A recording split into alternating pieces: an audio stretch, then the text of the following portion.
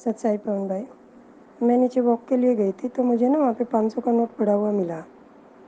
तो मैंने बताया भी सोसाइटी में कई लोगों को। तो मुझे समझ में नहीं आ रहा मैं क्या करूँ उसका। अब मेरे मन में आ रहा है कि मैं या तो बिस्किट ला के कुत्तों को खिला दूँ। अब किसी और को तो मैं दे नहीं सकती। तो ज्ञानाधार से मुझे बताएं पवन भैया, मैं क्या करूँ। सत्साई बहन जी ये परमात्मा में सत्संगों में भी काफ़ी बार इसके विषय में बताते हैं। पहली बात तो जब हमें ज्ञान हो जाए तो रास्ते में चाहे हमें 500 रुपये मिले, चाहे 100 रुपये मिले, चाहे 1 लाख मिले, चाहे सोना मिले, हमें उसको उठाना नहीं है बहन। वो हमारे मतलब का ही नहीं है। परमात्मा ने रंका और बंका की कहानी के माध्यम से यही तो समझाया था। जब वो जा रहे थे, वो इतने गरीब थे, जंगल से लकड़ियाँ तोड़ तोड़ के लाते थे, अपना गुजारा करते थे। उनकी परीक्षा लेनी चाहिए थी। रास्ते में परमात्मा ने सोना बिछा दिया, जेवर। वो उसको ठोकर मार के चले गए, बोले मिट्टी पे मिट्टी क्यों डाल रहे हो, जबकि वो इतने गरीब थे।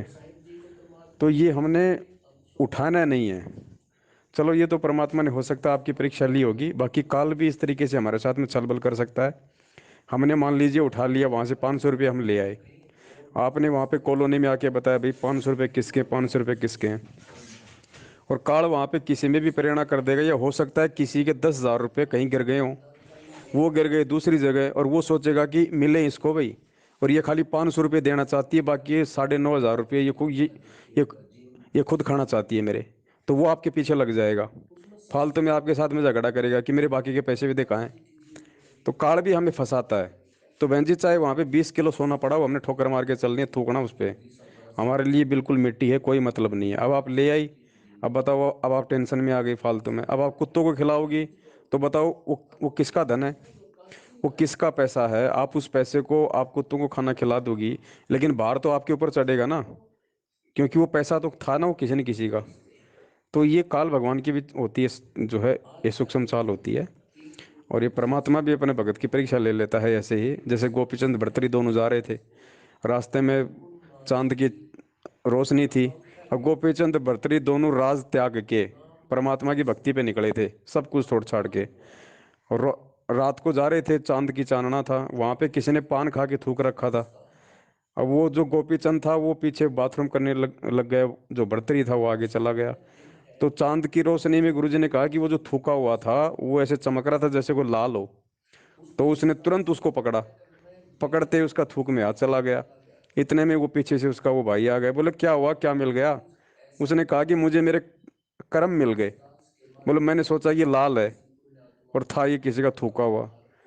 तो बहन जी ये सारे उदाहरण परमात्मा ने हमें इसीलिए दिए हैं कि चाहे दुनिया का चाहे लाख पड़ा हो रास्ते में, सोना पड़ा हो किसी का, हमने ये भी नहीं सोचना कि इसको कोई और उठा लेगा, उसका मिसयूज कर देगा। वो यूज करे चाहे उसका मिसयूज करे, हमारे सिरदर्दी नहीं है वो, है ना। हमें परमात्मा के अनुसार चलना है।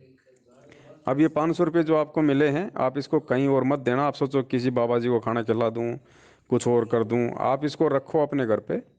और जब गुरुजी आए तब इसको गुरुजी को ही दान करना, वहीं पे इसका सदुपयोग हो सकता है, इसके अलावा कोई सदुपयोग नहीं है। क्योंकि इस पैसे को हम भी सेवा में नहीं नहीं ले सकते ना, क्योंकि पता नहीं किसका पाप कर्म है। पता नहीं कोई ये दारू के ठेके वाले का गिरा है, या कोई बकरे काटने वाले का गिरा है, पता नहीं वो किसका पैसा है। उसने उसने वो ईमानदारी से कमाया, बेईमानी से कमाया, ये किसी का चोरी करके लाया था, पता नहीं वो किसका पैसा है बहन जी। तो हमने उसको वो नहीं करना। अब आप उसको रखो, जब गुरुजी आए तो गुरुजी को ही देना, तभी इसका सही तरीके से इसका सदुपयोग होगा। और आगे से बहन जी ध्यान रखो, चाहे चाहे 1 क्विंटल सोना पड़ा हो, अपने को उसकी तरफ देखना है नहीं, आगे चल के निकल लो अपना। सत साहिब।